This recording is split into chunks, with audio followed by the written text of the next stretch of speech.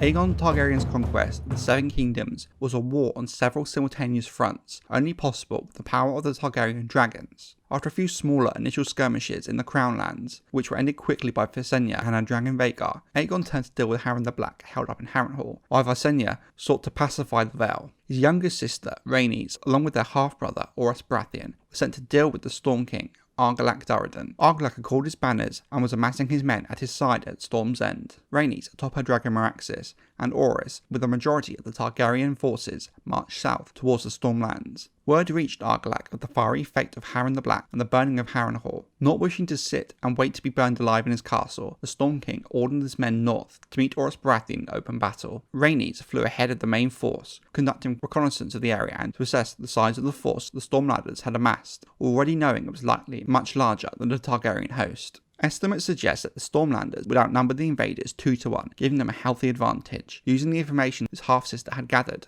and knowing he was outnumbered, and that even with a dragon he would take heavy losses, Orys took up a defensive position atop the hills of Bronzegate. As Argilac's forces closed on the Targaryens, a massive storm broke out that would give name to the coming battle.